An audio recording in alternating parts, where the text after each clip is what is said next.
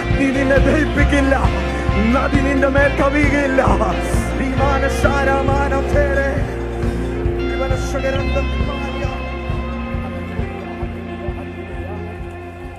ഞങ്ങളുടെ സ്വർഗീയ പിതാവേ, 2025 ഞങ്ങൾ അങ്ങയെ വാഴ്ത്തുന്നു. സ്വർഗത്തിലും ഭൂമിയിലും ഒതുങ്ങാത്ത ദൈവമേ, സമയത്തിനും കണക്കുകൾക്കും അപ്പുറത്തുള്ളവനെ, ഇന്ന് രാത്രിയിൽ ഞങ്ങളോടുകൂടെ തിരുസാന്നിധ്യം ഇരുന്ന് കഴിഞ്ഞ വർഷത്തിന്റെ ഭീകരതകളിൽ ഞങ്ങളെ വെടിവെച്ച് പുതുവർഷത്തിലേക്ക് കയറ്റിയ കൃപയ്ക്കായി നന്ദി. നന്ദി കർത്താവേ, നന്ദി നന്ദി നന്ദി. ഞങ്ങളങ്ങേ സ്തുതിച്ചു വാഴ്ത്തുന്നു. ഈ വർഷത്തിന്റെ ആരംഭം മുതൽ അവസാനം വരെ അങ്ങയുടെ കൃപ ഞങ്ങളുടെ മേൽ ഇരിക്കണമേ. മഹത്വം മുഴുവനും കർത്താവിനാകട്ടെ. അത് യേശുവിന്റെ നാമത്തിൽ തന്നെ. ദയവായി എല്ലാവരും ദൈവസന്നിധിയിലിരുന്നാലും ഒരു പുതിയ വർഷം കൂടെ കർത്താവിൻ്റെ സന്നിധിയിൽ വരുവാൻ കർത്താവ് നമുക്ക് തന്ന നല്ല സമയത്തിനായി കർത്താവിനെ നന്ദിയോടെ വാഴ്ത്തുന്നു. ദൈവത്തിൻ്റെ കരുണയും കൃപയും വീണ്ടും നാം അനുഭവിക്കാൻ പോകുകയാണ്. ഇന്ന് കഴിഞ്ഞ വർഷത്തിൽ നടത്തി നമ്മെ കൊണ്ടുവന്ന നിത്യനായ ദൈവത്തെ ഒന്നുകൂടെ സ്തുതിക്കുവാൻ, ഒരു പുതിയ സന്ദേശത്തിലേക്ക് പ്രവേശിക്കുവാൻ കർത്താവിൻ്റെ കൃപയിൽ ആശ്രയിക്കുന്നു. നമ്മുടെ ഒരു മിനിറ്റ് പോലും നഷ്ടമാകാതെ പോകേണ്ടതിന് ഒരു പുതിയ ആരംഭം എന്ന വിഷയം വീണ്ടും എടുക്കുവാൻ ദൈവാത്മാവിനോട് ആവശ്യപ്പെട്ടു. 2002 ഇതേ വിഷയം ഞാൻ എടുത്തതാണ്. പക്ഷേ അന്നത്തെ വിഷയമല്ല ഇന്ന് അവതരിപ്പിക്കാൻ പോകുന്നത്. പക്ഷെ പുതിയ ആരംഭം എന്ന വാക്ക് 2002 ഞാൻ ഉപയോഗിച്ചതാണ്. പരിശുദ്ധാത്മാവിൻ്റെ ഹൃദയത്തിൽ ഇതേ കാര്യം തന്നെ ആവർത്തിച്ച് പറയാൻ പറഞ്ഞു. ദൈവം പിന്നെയും ആവർത്തിക്കുവാൻ. ഞാൻ അന്ന് ഉപയോഗിച്ച ഉദാഹരണം ഒന്നുകൂടെ പറയട്ടെ. ഞാൻ ലോവർ പ്രൈമറി സ്കൂളിൽ നിന്ന് പാസ്സായി ഒരു മിഡിൽ സ്കൂളിലേക്ക് കയറി. നിങ്ങളെല്ലാം കയറി ഒരു പുതിയ ആരംഭം കിട്ടി. സ്കൂൾ തുറക്കുന്ന ഓരോ വർഷവും ഒരു പുതിയ ആഹ്ലാദവും ഉല്ലാസവും ഉണ്ടായിരുന്നു. എന്തെങ്കിലും പുതുതായി ചെയ്യണമെന്നൊരു തീരുമാനമുണ്ടായിരുന്നു. പുത്തൻ പുസ്തകങ്ങൾ, പുത്തൻ കവറുകൾ, പുതിയ വസ്ത്രം, എല്ലാം നല്ലതാണ്. മിഡിൽ സ്കൂൾ കഴിഞ്ഞു ഞാൻ ഹൈസ്കൂളിലേക്ക് കയറി. ഒരു പുതിയ ആരംഭമാണ്. പക്ഷേ അതുവരെ പഠിച്ചതെല്ലാം മറന്നേച്ചു വന്നിട്ടില്ല. അതുവരെ പഠിച്ചതെല്ലാം ഓർമ്മയുണ്ട്. അതുകൊണ്ടാണ് എനിക്ക് അടുത്ത ക്ലാസ് കയറാൻ വെക്കുന്നത്. 2005 പ്രവേശിക്കുമ്പോൾ നമുക്കൊരാനന്ദമുണ്ട്, ആഹ്ലാദമുണ്ട്. അതിൻ്റെ അർത്ഥം 2004 വരെ മുടക്കിയ വിലയൊന്നും നഷ്ടമായെന്നല്ല. ഇല്ല, അതെല്ലാം ഉണ്ട്. കർത്താവിന് വേണ്ടി ഓടിയത്, അധ്വാനിച്ചത്, പ്രവർത്തിച്ചത്, കൊടുത്തത്, വാങ്ങിച്ചത്, പ്രാപിച്ചത്, മീറ്റിങ്ങുകൾക്ക് പോയത്, ഉപവസിച്ചത്, പ്രാർത്ഥിച്ചത്, ഇതെല്ലാം ദൈവം അക്കൗണ്ടിൽ എഴുതി വെച്ചിട്ടുണ്ട്. സ്വർഗത്തിലെ ദൈവത്തിൻ്റെ അക്കൗണ്ടിൽ നിന്ന് ഇതൊന്നും നഷ്ടപ്പെടത്തില്ല. ഈ അക്കൗണ്ട് ഉൾപ്പെടെ അടുത്തൊരു പാഠത്തിലേക്ക് കയറുന്നത് പോലെ ഒരു പുതിയ ആരംഭം സ്വർഗത്തിലെ ദൈവം നമുക്ക് തരികയാണ്. വേദപുസ്തകത്തിൽ നിന്ന് പുതിയ ആരംഭത്തിലേക്ക് പ്രവേശിച്ച 2-3 രംഗങ്ങൾ എങ്കിലും തൊട്ട ശേഷം ഇരിക്കുവാൻ ഞാൻ ദൈവകൃപയിൽ ശരണപ്പെടുന്നു. ഞാൻ ഇന്ന് 4ാമത്തെ സർവീസിലാണ് ഇവിടെ വരുന്നത്. 5ാമത്തെ സർവീസിലാണ് ഇവിടെ വരുന്നത്. എല്ലാ ഭാഷകളിലും പോകുവാൻ കൃപയാൽ കർത്താവ് എനിക്ക് അവസരം തന്നു. ഈ 4 സർവീസിൽ ഞാൻ ഉപയോഗിച്ച ഒരേ ഉദാഹരണമായിരുന്നു മോശയുടെ കാര്യം ഞാൻ ഒന്നുകൂടെ തൊടട്ടെ. മോശ മിസ്രയീമിലെ ഫറവോൻ ആകേണ്ടതിന് ഇയർ മാർക്ക് ചെയ്ത് വളർത്തി. മിസ്രയീമിലുള്ള ഏറ്റവും ഉന്നതമായ വിദ്യാഭ്യാസം മുഴുവനും മോശയുടെ മേൽ കൊടുത്തു. മോശയ്ക്ക് സകലതും ലഭിച്ചു. പക്ഷേ സമയമായപ്പോൾ അബദ്ധവശാൽ ഒരുവനെ കൊന്നുപോയി. മോശ തീരുമാനിച്ച് കൊല്ലാൻ വേണ്ടി അടിച്ചതല്ല, തൻ്റെ സഹോദരന്മാരോടുള്ള പ്രീതി കാണിക്കേണ്ടതിന് ഒരു മിസ്രയീമിനെ അടിച്ചു. അവൻ മരിച്ചുപോയി. അങ്ങനെ മിസ്രയീമിനെ കൊന്ന കുറ്റം രക്തപ്പഴി മോശയുടെ മേലായി. ഇനി ഫറവോൻ കണ്ടാൽ കൊന്നുകളയും. അതുകൊണ്ട് രക്ഷപ്പെടുകയല്ലാതെ മാർഗമില്ല. ഒളിച്ചോടുന്നവനായ മോശ മിസ്രയീമിൽ നിന്ന് ഒളിച്ചോടി.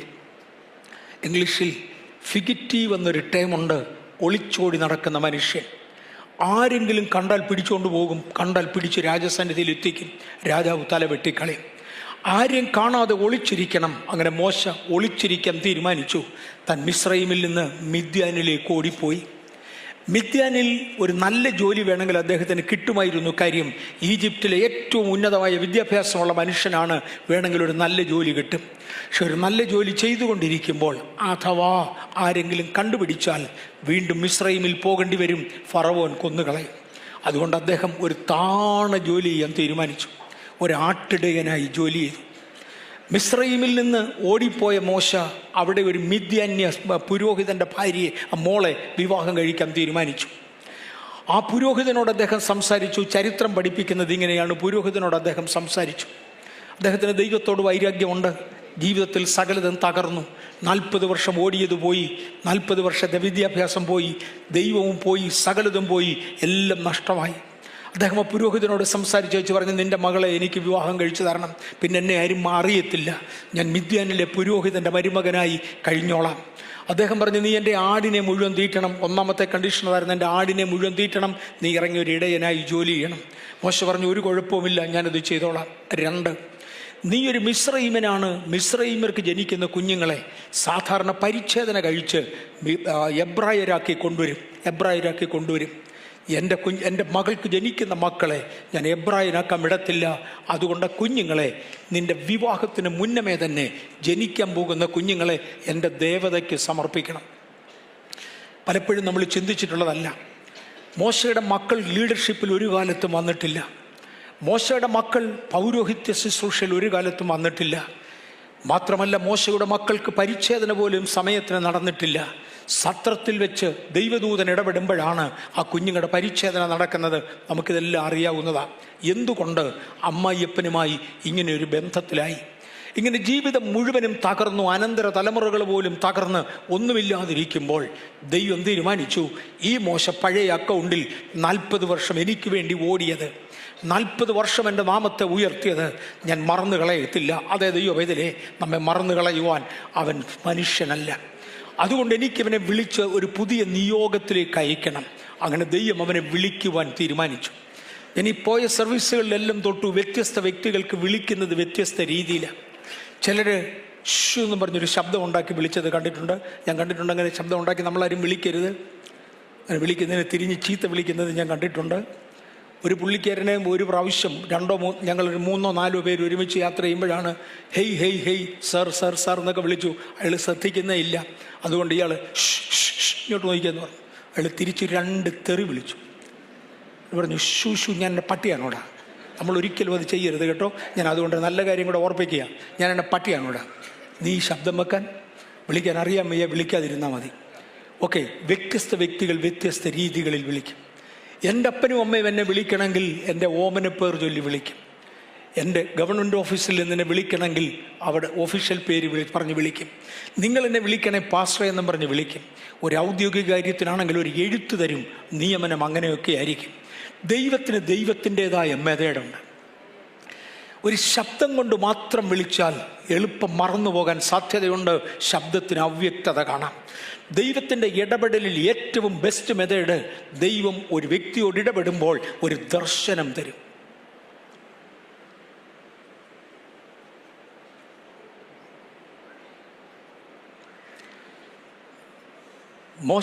ദൈവം ഒരു ദർശനം തരും. ദർശനം എളുപ്പം മറക്കത്തില്ല. ആ ദർശനത്തോടു കൂടെ തന്നെ ഒരു ശബ്ദവും കൂടെ ഉണ്ടാകും. ദൈവം ഇടപെടുന്ന ഏറ്റവും ബെസ്റ്റ് മെത്തേഡ് അതാണ്. മോശ ദൈവത്തിൻ്റെ പർവ്വതത്തിങ്കിൽ വരെ കയറി ചെന്നു. മോശയെ വിളിച്ച് ഒരു കാര്യം ഏൽപ്പിക്കണം, അവനൊരു 2ാമത് ചാൻസ് കൊടുക്കുവാൻ ദൈവം തീരുമാനിച്ചു. ഈ സാഹചര്യത്തിലാണ് ഒരു മുൾപ്പടർപ്പിൻ്റെ നടുവിൽ കത്തുന്ന ഒരു തീ മോശ കണ്ടത്. കത്തുന്ന തീ എത്രയോ മോശ കണ്ടു കാണും. പക്ഷേ ഈ തീക്ക് മോശ ഒരു പ്രത്യേകത കണ്ടു. മുൾപ്പടർപ്പ് വെന്തു പോകുന്നില്ല. മോശ ഒന്ന് തിരിഞ്ഞു വേണമെങ്കിൽ ചിന്തിക്കാം, ഇതെൻ്റെ ജീവിത അനുഭവമാണ്. ഞാനൊരു കൊലപാതകനെന്ന് വിളിക്കപ്പെട്ട് രാജ്യത്ത് നിന്ന് ഒളിച്ചോടി, ആരും കാണാതെ രക്ഷപ്പെട്ട്, എൻ്റെ വിദ്യാഭ്യാസം മറന്ന്, എൻ്റെ സകലതും മറന്ന് ഒരാട്ടിടയനായി ജോലി ചെയ്തു. എന്നിട്ടും എൻ്റെ മേലുള്ള ദൈവിക ഉദ്ദേശം മാറുന്നില്ല. എന്തി കാണുന്ന കാഴ്ച ഇതൊന്ന് കാണാൻ മോശ അടുത്തിരുന്നു. ഇന്ന് ഇതിനകത്തിരിക്കുന്ന ദൈവവേദിയിലെ കഴിഞ്ഞ വർഷം എത്രയോ പ്രതിസന്ധികൾ നമുക്ക് മീതെ കത്തിയതാ. എവിടെയെല്ലാം നാം കത്തി എരിഞ്ഞതാ. എന്ത് വെന്തു പോകാഞ്ഞത്? ദൈവത്തിൻ്റെ ഒരു കൈ ഇതോടുകൂടെ ഉണ്ടായിട്ടാണ്. ഇന്ന് പകൽ ഈ രാത്രിയിൽ ഞാൻ ജീവനോടിരിക്കുന്നത്, ഈ അർദ്ധരാത്രിക്ക് ഞാൻ ജീവനോടിരിക്കുന്നത് ദൈവത്തിൻ്റെ കൈ എൻ്റെ മേലുണ്ടായിട്ടാ. ഇതിനകത്തിരിക്കുന്ന ഒരുപാട് പേർക്ക് അതറിയാം. ഒരപകടത്തിൽപ്പെട്ട് പോകാഞ്ഞത് ദൈവത്തിൻ്റെ കൈ എൻ്റെ മേലുണ്ടായിട്ടാ. തീ കത്തുന്നതിലും വെന്തു പോകാത്ത ഒരു മുൾപ്പടർപ്പ്. ഇത് കണ്ടപ്പോൾ മോശ പറഞ്ഞു, ഇതൊരു സാധാരണ മുൾപ്പടർപ്പല്ല, ഇതെൻ്റെ ചരിത്രത്തിൽ മറക്കാത്ത ഒരു സംഭവമാണ്. ഇതെന്താണെന്ന് എനിക്കൊന്ന് ശരിക്ക് കാണണം. അങ്ങനെ മോശ ഇതെന്താണെന്ന് കാണാൻ അടുത്തു വന്നപ്പോൾ തേണ്ട തീക്കകത്തുനിന്നൊരു ശബ്ദം കേൾക്കാം. ഞാൻ ആരാന്നറിയാമോ മോശേ? നിന്റെ പിതാക്കന്മാരായ അബ്രഹാമിൻ്റെയും ഇസഹാക്കിൻ്റെയും യാക്കോബിൻ്റെയും ദൈവമാണ് ഞാൻ വന്നത്. നിന്നെ 2ാമത് നിയമിക്കാൻ വന്നിരിക്കുക, നിന്നെ 2ാമത് നിയോഗിക്കാൻ വന്നിരിക്കുക, നിനക്കൊരു പുതിയ ആരംഭം തരാൻ വന്നതാ. മോശ പറഞ്ഞ കർത്താവേ, എന്നെ കൊണ്ട് നടക്കത്തില്ല.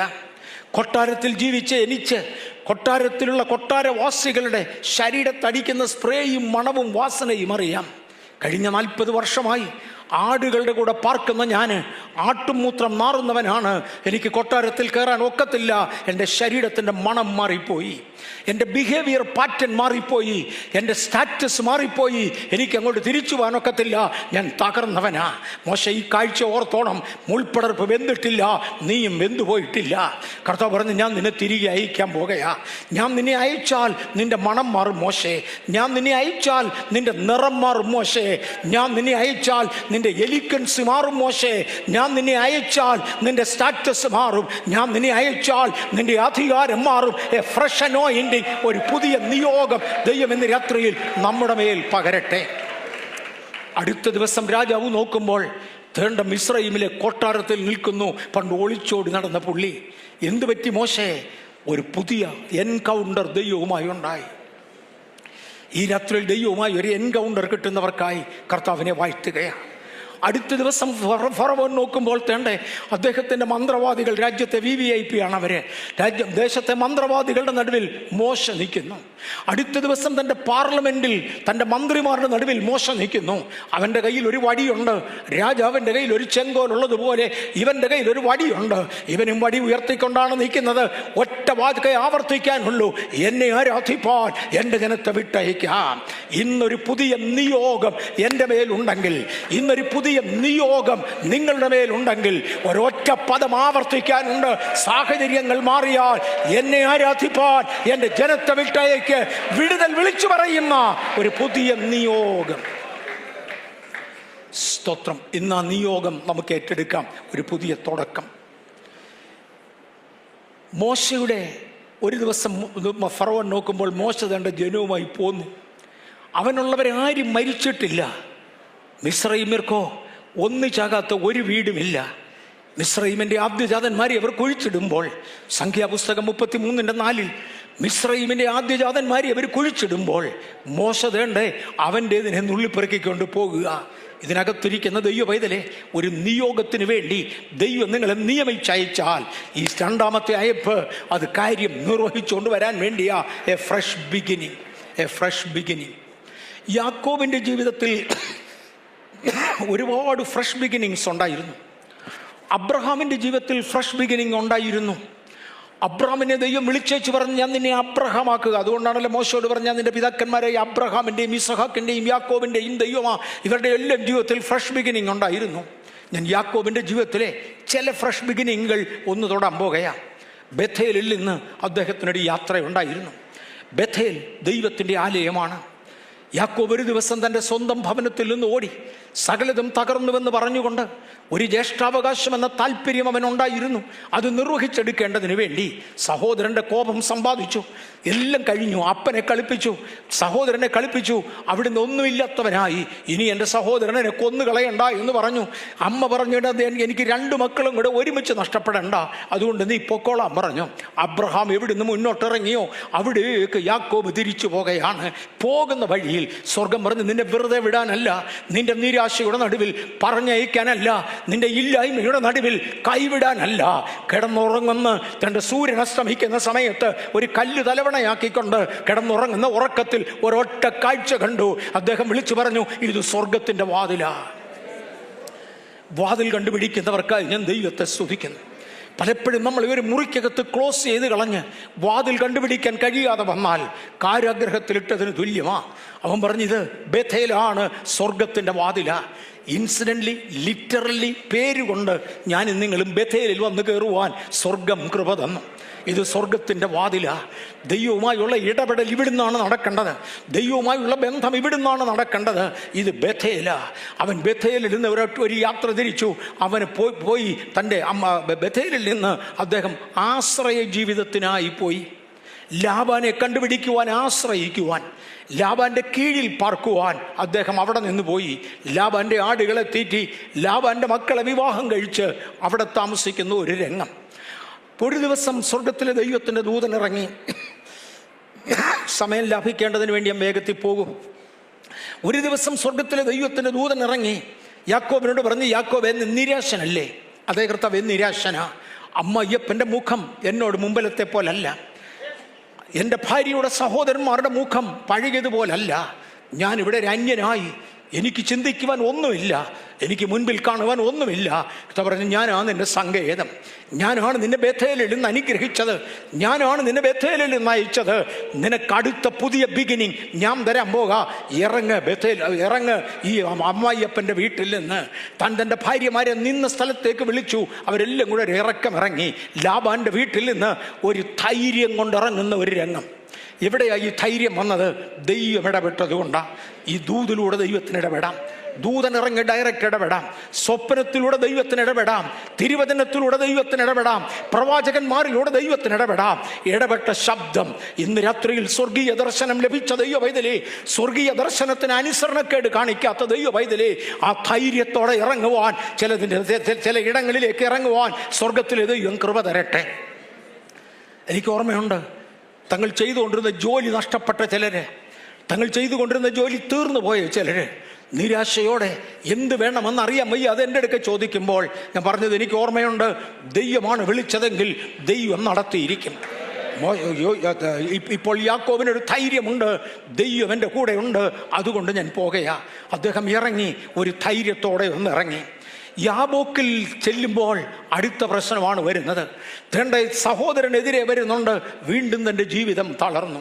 യാബോക്കിൻ്റെ തീരത്ത് ദൂതൻ തന്നെ തൊട്ട് ഒന്നുകൂടെ അനുഗ്രഹിച്ചു. ഒരു ദിവസം സഹോദരൻ നോക്കുമ്പോൾ യാക്കോബ് വരുന്നു.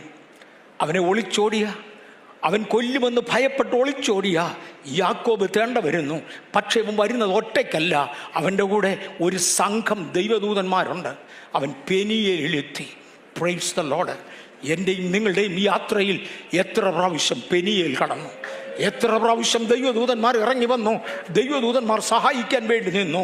ഇറങ്ങിത്തിരിക്കുന്ന ദൈവ പൈതലേ, ഒരു പുതിയ പോക്കിനായി ഞാൻ കർത്താവിനെ വാഴ്ത്തുകയാണ്.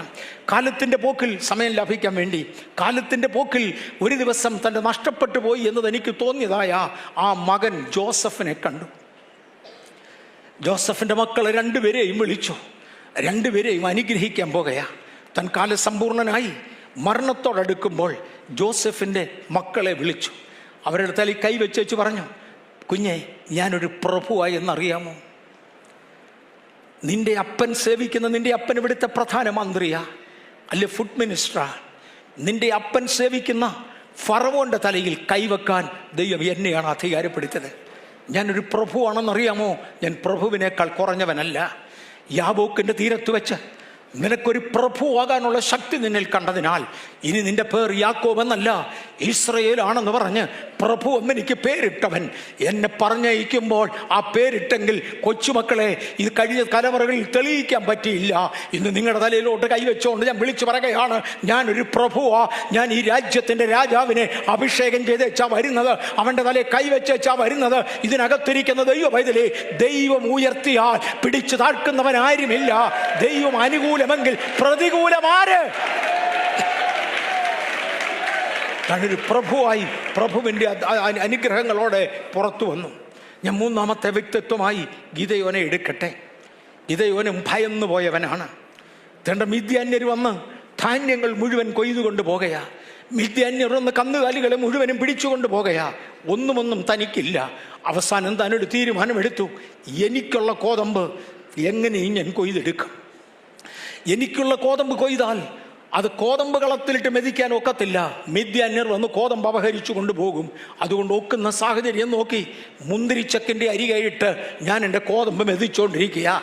നിരാശപ്പെട്ട്, തകർച്ച കണ്ട്, എനിക്കൊന്നുമില്ലല്ലോ എന്നറിഞ്ഞ്, നിസ്സാരത്വം കണ്ട് അവിടെ നിന്ന് മെതിക്കുന്നവൻ ഒരു ശബ്ദം കേട്ടു, ഹേ പരാക്രമശാലിയേ, യഹോവ നിന്നോടുകൂടെ.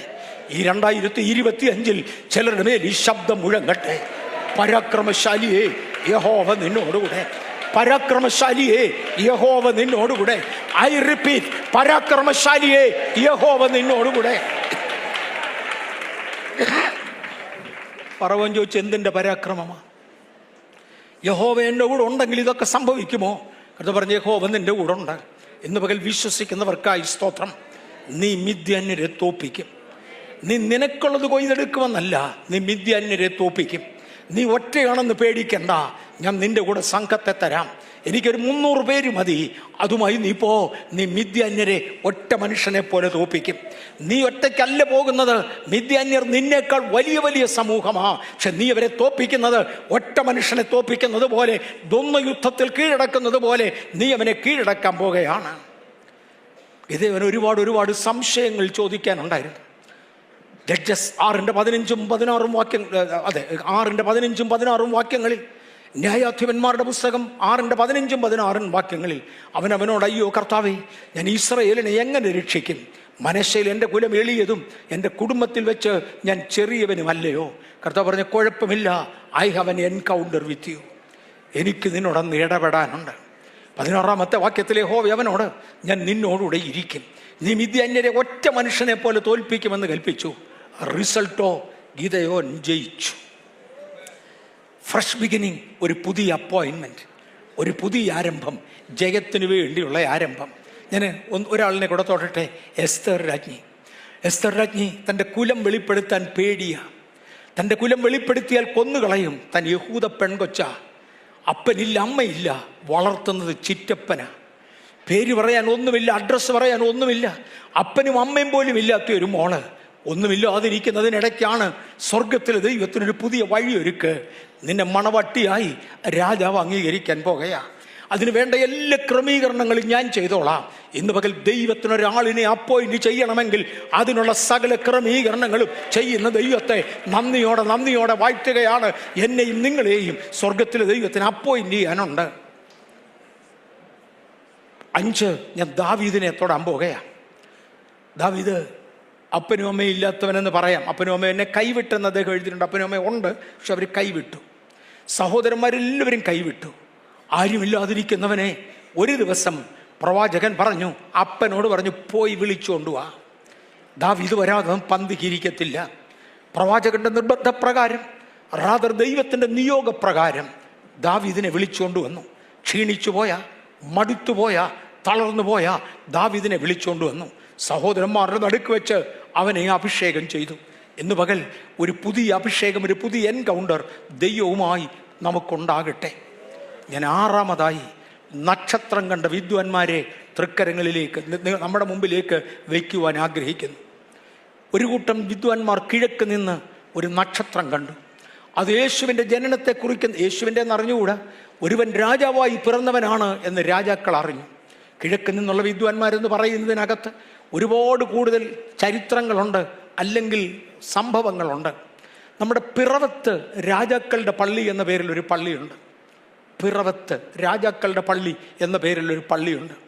അവിടുത്തെ ഐതിഹ്യം അനുസരിച്ച് ഈ പോയ വിദ്വാൻമാർ 3 പേർ മടങ്ങി വന്ന് പിറവത്താണ് തങ്ങിയത്.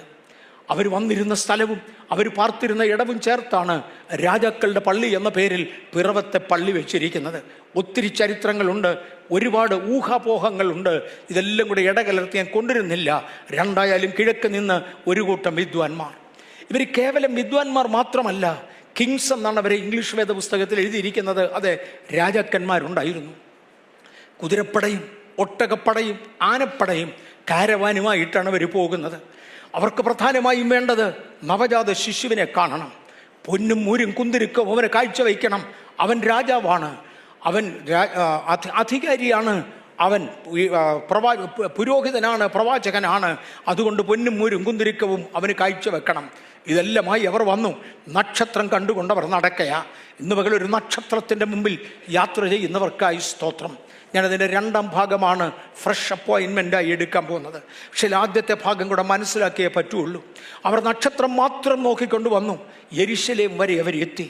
ഇന്ത്യയിൽ നിന്നാണ് പോയതെങ്കിൽ, അല്ലെങ്കിൽ കിഴക്ക് ദേശത്ത് എവിടെ നിന്നോ പോയി, ഇന്ത്യയിൽ നിന്നാണെന്ന് വീണ്ടും ഞാൻ കരുതുന്നു. കാര്യം രാജാക്കളുടെ പള്ളി ഇവിടെ ഉള്ളത് ഈ ചരിത്രവുമായി ബന്ധപ്പെടുത്തുന്നതാണ്. അവർ ഇന്ത്യയിൽ നിന്നാണ് പോയത് എന്ന് ഞാൻ കരുതുന്നു. എന്തുമാകട്ടെ, അവരവിടെ എത്തി. അവർ യെരുശലേമിൽ എത്തുന്നത് വരെയും അവരുടെ നോട്ടം നക്ഷത്രമാണ്.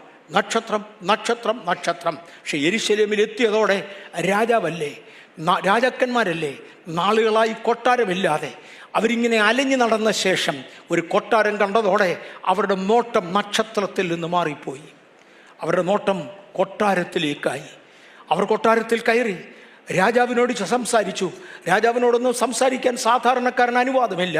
ഇവരും രാജാക്കന്മാരാകയാൽ ആ രാജാവിനോട് സംസാരിക്കാൻ കഴിഞ്ഞു. യഹൂദന്മാരുടെ രാജാവായി പിറന്നവൻ എവിടെ? ഒരു ചോദ്യമായി. രാജാവാകപ്പാടെ ഞെട്ടിത്തെറിച്ചു. അവർ പറഞ്ഞില്ല, ഇവിടെ എങ്ങനെ ഒരു രാജാവ് ജനിച്ചിട്ടില്ല, എൻ്റെ വീട്ടിൽ കുഞ്ഞുങ്ങളാരും ജനിച്ചിട്ടില്ല.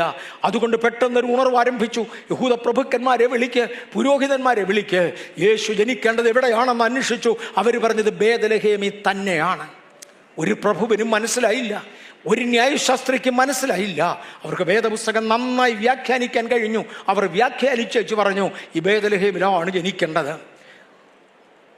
പെട്ടെന്ന് പിറ്റേ ദിവസം രാവിലെ അവർ ഉണരുമ്പോൾ നക്ഷത്രം വീണ്ടും കണ്ടു. ദ സെക്കൻഡ് അപ്പോയിൻമെൻറ്റ്, നക്ഷത്രം വീണ്ടും കണ്ടു. ദർശനം നഷ്ടപ്പെട്ടവനും ദർശനം തിരിച്ചു കൊടുക്കുന്ന ദൈവം. പക്ഷെ ഇവിടെ ഒരു പദം ഞാൻ എടുത്തു പറഞ്ഞോട്ടെ. ദർശനം നഷ്ടപ്പെട്ടതുകൊണ്ട് ആ നാട്ടിലുള്ള 1000 കുഞ്ഞുങ്ങളുടെ ജീവനാ പോയത്.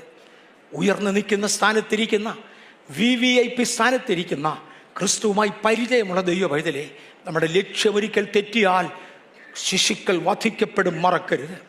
ദൈവം വീണ്ടും നമുക്കൊരു അവസരം തരും, പോകും. ഇന്ന് നിരാശയുടെ നടുവിൽ മാറിപ്പോയവരുണ്ടോ? നീണ്ട നാളുകൾ തീ വീണിട്ടും കത്തിയിട്ടില്ല എന്ന് ഉറപ്പുള്ളവർ മടങ്ങി വരിക. ദൈവത്തിന് നമ്മെ ആവശ്യമുണ്ട്. ഈ വ്യക്തിത്വത്തെ ദൈവം വീണ്ടും, ഈ രാജാക്കന്മാരെ ദൈവം വീണ്ടും സന്ദർശിച്ചു. അവരോട് പറഞ്ഞു, ഈ നക്ഷത്രം തന്നെ നിങ്ങൾ നോക്കി നടക്ക്. വീണ്ടും അവരതേ നക്ഷത്രം നോക്കി നടന്നു. എവിടം വരെ പോയി? ശിശു ഇരിക്കുന്ന സ്ഥലത്തിൻ്റെ മീതെ വരെ. ഇന്ന് പകൽ നമ്മളെ ഗൈഡ് ചെയ്യുന്ന ദൈവിക നക്ഷത്രങ്ങൾ എത്തേണ്ടിടത്ത് വരെ എത്തിക്കുന്നതിനാൽ കർത്താവിനെ നന്ദിയോടെ സ്തുതിക്കുന്നു. 2025 അതിൻ്റെ സകല പ്രതിസന്ധികളോടും കൂടെ നമ്മെ നേരിടും. ജയത്തിൻ്റെ ഉത്സവത്തോടെ നടത്തുവാൻ കഴിയുന്ന നിത്യനായ ദൈവത്തിൻ്റെ ഗൈഡിങ് സ്റ്റാർസ് നമുക്ക് മുൻപിലുള്ളതിനാൽ നോട്ടം മാറാതിരിക്കുവാൻ സൂക്ഷിക്കുക. നാം എത്തേണ്ടിടത്ത് എത്തിയിരിക്കും. അതേസമയം ദൈവ പൈതലേ, മറക്കരുത്, നാം ദൈവത്തിൻ്റെ ഉള്ളതിൽ നിന്ന് മാറിയാൽ നിരപരാധികളായ കുഞ്ഞുങ്ങൾ, അനേക കുടുംബങ്ങൾ നിലവിളിക്കേണ്ടതായി വരും. അത് വരാതെ ഇരിക്കുവാൻ നമ്മുടെ കാഴ്ചപ്പാടുകൾ മങ്ങരുതേ. പിന്മാറ്റം നമ്മുടെ ജീവിതത്തിൽ ഉണ്ടാകരുതേ. ഒത്തിരി നാൾ അവർ കൊട്ടാരങ്ങളിൽ വസിച്ചിരുന്നവരാ, അവരും രാജാക്കന്മാരാ. നാളുകളായി കൊട്ടാരത്തിൽ വസിക്കാൻ കഴിയാതെ ഇങ്ങനെ പരിതസ്ഥിതികളിലൂടെ പോകുമ്പോൾ പെട്ടെന്നൊരു കൊട്ടാരം കണ്ടപ്പോൾ അവരെ പഴയ ഓർമ്മയിലേക്ക് മടങ്ങി വന്നു. കാണേണ്ട നക്ഷത്രം വിട്ടു. അവർ അരുതാത്ത കൊട്ടാരത്തെ നോക്കി. ഇന്ന് പകൽ എനിക്കത് സംഭവിക്കരുതേ. ക്രിസ്തീയ ഉന്നതങ്ങളിൽ യാത്ര ചെയ്യുന്ന ബേഥേലൈറ്റ്സ്, ലോകവ്യാപകമായി ഞങ്ങളെ ശ്രദ്ധിക്കുന്നവരെ, നമുക്ക് നഷ്ടം വരല്ലേ. നമ്മെ വിളിച്ചിരിക്കുന്നവനെ നോക്കുവാൻ, ആ ഗൈഡൻസ് മാത്രം കാണുവാൻ സ്വർഗം നമുക്കിടയാക്കട്ടെ. ലോകത്തിൻ്റെ കൊട്ടാരവും ലോകത്തിൻ്റെ മോഹവും കണ്ട് കയറിയാൽ വീണ്ടും മാനസാന്തരത്തിന് ദൈവം അവസരം തന്നേക്കാം. അതില്ലെന്ന് ഞാൻ പറഞ്ഞില്ല. പക്ഷെ ഇന്നസെൻ്റായ എത്രയോ 1000 നശിക്കും. ലീഡർഷിപ്പിലുള്ള പലതും തൽക്കാലത്തേക്ക് വീണുപോയതുകൊണ്ട് നഷ്ടപ്രായമായ ഒരു ജനസമൂഹമാണ് ഇന്നത്തെ ക്രൈസ്തവരിൽ ഭൂരിഭാഗം എന്ന് മറക്കരുത്. രാജസ്ഥാനത്തിരിക്കുന്ന, നേതൃസ്ഥാനത്തിരിക്കുന്ന അനേകർ കാണേണ്ട കാഴ്ചകൾ വിട്ടുകളഞ്ഞ ശേഷം അരുതാത്തതിനെ നോക്കിയതിനാൽ, കൊട്ടാരങ്ങൾ നോക്കിയതിനാൽ, പാപം ചെയ്യാത്ത, അധർമ്മം പ്രവർത്തിച്ചിട്ടില്ലാത്ത അനേക ശിശുക്കളുടെ മരണത്തിനാണ് കാരണമായത്. ആത്മലോകത്തിൻ്റെ ആത്മിക ദർശനം നഷ്ടമായി മൂല്യച്യുതി സംഭവിച്ച ഒരു കാലത്താണ്. അതുകൊണ്ട് നമുക്കൊരു കാര്യം ചെയ്യാം, ഞങ്ങൾ നക്ഷത്രത്തെ മുറുകെ പിടിക്കും, അതിനെ തന്നെ നോക്കിക്കൊണ്ടിരിക്കും. ഞാൻ കൂടുതൽ വിശദീകരിക്കാൻ ആഗ്രഹിക്കുന്നില്ല. എബ്രായർ 11-ാം അധ്യായത്തിൽ ഇനി എന്തു പറയേണ്ടു? ഗിദെയോൻ, ബാരാഖ്, ശിംശോൻ, യിഫ്താഹ്, ദാവീദ് എന്നിവരെയും ശമൂവേൽ മുതലായ പ്രവാചകന്മാരെയും കുറിച്ച് വിവരിപ്പാൻ സമയം പോരാ. വിശ്വാസത്താൽ അവർ ചിലതെല്ലാം ചെയ്തു. 2024 നമ്മെ വിട്ടുപോയി. നമ്മിൽ പലരുടെ മേലും തീ വീണെങ്കിലും ദഹിച്ചു പോകാതെ കർത്താവ് നമ്മെ നിർത്തിക്കൊണ്ടുവന്നു. 2025 നമ്മൾ കയറി. ഒരു ഫ്രഷ് ബിഗിനിങ്. പഴയ ബാക്ക്ഗ്രൗണ്ടുകൾ മാറിയല്ല. നാം ചെയ്തതൊന്നും നഷ്ടമായിട്ടില്ല. ആ ഗ്രൗണ്ടിൽ നിന്നുകൊണ്ട്, ആ പുതിയ പ്ലാറ്റ്ഫോമിൽ നിന്നുകൊണ്ട് അടുത്ത ടേക്ക് ഓഫിന് തയ്യാറാകാം. കർത്താവ് നമ്മോടുകൂടെ ഇരിക്കട്ടെ. അതേ ദൈവമേ, എനിക്കൊരു പുതിയ തുടക്കം വേണമെന്ന് ഇന്ന് നമുക്ക് പ്രാർത്ഥിക്കാം. പിടികുട്ടിയ പുള്ളിയായി നടന്ന, ജനമറിയാതെ ഒളിച്ചു വെച്ച എനിക്ക് ഒരു പുതിയ തുടക്കം വേണമെന്ന് ഇന്ന് നമുക്ക് ദൈവത്തോടൊന്ന് പറയാം. മോശയുടെ ചരിത്രത്തിൽ നിന്നാണ് ഞാൻ പിടികിട്ട പുള്ളി എന്ന പദം പറഞ്ഞത്. അങ്ങനെയായിരുന്നു മോശ. പക്ഷെ ദൈവം ഒന്ന് വിളിച്ചെടുത്തു. ഇന്ന് പകൽ നമുക്കൊന്ന് പറയാം, കർത്താവേ, അതുപോലെയൊക്കെ ഉള്ളവരാ ഞങ്ങളും. എന്നാൽ ഞങ്ങൾക്ക് ദൈവം ഒരു പുതിയ ആരംഭം തരണമേ. ദൈവവചനത്തിൽ നിന്ന് ഒരു ഉപസംഹാരം എന്ന വണ്ണം ഒരാശംസാപദം കൂടെ പറയുവാൻ ഞാൻ ആഗ്രഹിക്കുന്നു. 65-ാമത്തെ അധ്യായം സങ്കീർത്തനത്തിൻ്റെ 11-ാമത്തെ വാക്യമാണ് നീ സംവത്സരത്തെ നിന്റെ നന്മ കൊണ്ട് അലങ്കരിക്കുന്നു. നിന്റെ പാതകൾ പുഷ്ടി പൊഴിക്കുന്നു. 12-ാം വാക്യത്തിൽ മരുഭൂമിയിലെ പുൽപ്പുറങ്ങൾ പുഷ്ടി പൊഴിക്കുന്നു, കുന്നുകൾ ഉല്ലാസം ധരിക്കുന്നു. 13 മേച്ചിൽപ്പുറങ്ങൾ ആട്ടിൻകൂട്ടങ്ങളെ കൊണ്ട് നിറഞ്ഞിരിക്കുന്നു, താഴ്വരകൾ ധാന്യം കൊണ്ട് മൂടിയിരിക്കുന്നു, അവർ ആടുകയും പാടുകയും ചെയ്യുന്നു. വരുന്ന വർഷത്തേക്കൊരു വാക്യം ഇന്ന് രാത്രിയിൽ ജനത്തെ അനുഗ്രഹിക്കേണ്ടതിന് ഞാൻ ദൈവത്തോട് ചോദിച്ചപ്പോൾ കർത്താവിൻ ഏൽപ്പിച്ചു എന്ന് ഞാൻ വിശ്വസിക്കുന്ന വാക്യമാണ്. ഞാൻ ബൈബിൾ തുറന്ന് കണ്ടുപിടിച്ചതൊന്നുമല്ല, എൻ്റെ മനസ്സിൽ ദൈവം പെട്ടെന്ന് തന്നൊരു വാക്യമാണ് ഈ 11-ാമത്തെ വാക്യം. നീ സംവത്സരത്തെ നിന്റെ നന്മ കൊണ്ട് അലങ്കരിക്കുന്നു, നിന്റെ പാതകൾ പുഷ്ടി പൊഴിക്കുന്നു. നമുക്ക് ആ പദം ഒന്ന് ഒരുമിച്ച് പറയാം. ഞാൻ പറയുന്ന പദങ്ങൾ എൻ്റെ പിന്നാലെ ചേർന്ന് പറയണം. നീ എന്ന് പറയുന്നത് ദൈവത്തെക്കുറിച്ചാണ്. അതുകൊണ്ട് നമുക്ക് ദൈവത്തോട് തന്നെ പറയാം, ദൈവമേ അങ്ങൻ്റെ സംവത്സരങ്ങളെ നന്മ കൊണ്ട് അലങ്കരിക്കുന്നു. ഒന്നുകൂടെ പറയാം, ദൈവമേ അങ്ങൻ്റെ സംവത്സരങ്ങളെ നന്മ കൊണ്ട് അലങ്കരിക്കുന്നു. അങ്ങയുടെ പാതകൾ പുഷ്ടി പൊഴിക്കുന്നു, അങ്ങയുടെ പാതകൾ പുഷ്ടി പൊഴിക്കുന്നു. ഈ വർഷക്കാലം ആ ഒരു പ്രാധാന്യത്തിലൂടെ നമുക്ക് പോകാൻ കാര്യം 89-ാം സങ്കീർത്തനത്തിൻ്റെ 13-ാമത്തെ വാക്യത്തിൽ നിനക്ക് വീര്യമുള്ള ഒരു ഭുജമുണ്ട്. ഈ 2-3 വാക്യങ്ങൾ ദൈവജനത്തോട് പറയുവാൻ പരിശുദ്ധാത്മാവിൻ്റെ ഹൃദയത്തിൽ തന്നതാ. ഇന്ന് വരെ ദൈവം തന്ന ആലോചനകളിൽ ഒരെണ്ണം തെറ്റിയിട്ടില്ല. അങ്ങനെയാണെങ്കിൽ ഈ വർഷം അതിൻ്റെ നന്മ നമ്മുടെ ജീവിതത്തിൽ ഉണ്ടായിരിക്കും. 89-ാം സങ്കീർത്തനം 13 കർത്താവിനോട് പറഞ്ഞ നക്ഷല്ലിതാണ്, നിനക്ക് വീര്യമുള്ള ഒരു ഭുജമുണ്ട്. നിന്റെ കൈ ബലമുള്ളതും നിന്റെ വലം കൈ ഉന്നതവും ആകുന്നു. അതേ കർത്താവേ, അങ്ങയ്ക്ക് വീര്യമുള്ള ഒരു ഭുജമുണ്ട്. ഇന്ന് പകൽക്കാലം എൻ്റെ സഭയെ ഞാൻ വീര്യമുള്ള ഭുജത്തിലേക്ക് ഏൽപ്പിക്കുകയാണ്. ഇനിയും ഇതോട് ചേർന്ന് ഒരു വാക്യം കൂടെ ഞാൻ സക്കറിയാവിൻ്റെ പുസ്തകത്തിൽ നിന്ന് തൊടുന്നത് എന്നോട് ക്ഷമിക്കണം. 1983 22 അംഗങ്ങൾ മാത്രമുണ്ടായിരുന്ന കാലം ദൈവനോട് ഇടപെട്ടുകൊണ്ടിരുന്ന വാക്യമാണ് സക്കറിയാവിൻ്റെ പുസ്തകം 2:4-5. അതിനകത്തൊരല്പം കൂടെ തമാശ ഉണ്ട്. അസംബ്ലീസ് ഓഫ് ഗോഡിൻ്റെ അന്നത്തെ നിയമപ്രകാരം, അസംബ്ലീസ് ഓഫ് സെൻട്രൽ ഡിസ്ട്രിക്റ്റിൻ്റെ അന്നത്തെ നിയമപ്രകാരം ഓരോ 4 കിലോമീറ്ററും ഇടവിട്ട് അസംബ്ലീസ് ഓഫ് ഗോഡിന് സഭകളുള്ളതുകൊണ്ട്, പൊതുവെ സഭകളുള്ളതുകൊണ്ട് 2 കിലോമീറ്റർ അപ്പുറം വരെ മാത്രമേ ഒരു ചർച്ചിലേക്ക് ആളിനെ എൻകറേജ് ചെയ്യാവൂ എന്നൊരു പോളിസി ഉണ്ടായിരുന്നു. ഇവിടുന്ന് 2 കിലോമീറ്റർ ദൂരത്ത് വരെയുള്ള ആളുകളെ മാത്രമേ ഞാൻ എൻകറേജ് ചെയ്യാവൂ ഈ ചർച്ച് വരാൻ വേണ്ടി. പക്ഷേ നമുക്ക് 3-4 കിലോമീറ്റർ അകലെ നിന്ന് ആളുകൾ വരാൻ താല്പര്യപ്പെട്ടു. ഞാൻ അവരോട് ലിറ്ററലി പറഞ്ഞു, ക്ഷമിക്കണം, ഒരു അസംബ്ലീസ് ഗോഡിൻ്റെ പോളിസി അനുസരിച്ച് നിങ്ങളെ അക്സെപ്റ്റ് ചെയ്യാൻ ഒക്കത്തില്ല, നിങ്ങളുടെ അടുത്തുള്ള സഭയിലോട്ട് പോകാൻ പറഞ്ഞു. ആ ദിവസങ്ങളിൽ പരിശുദ്ധാത്മാവ് എൻ്റെ ഹൃദയത്തിൽ തന്ന വാക്യം ഇതാ. സക്കറിയാവിൻ്റെ പ്രവചനം 2-ാം അധ്യായത്തിൻ്റെ 4-5 വാക്യങ്ങൾ.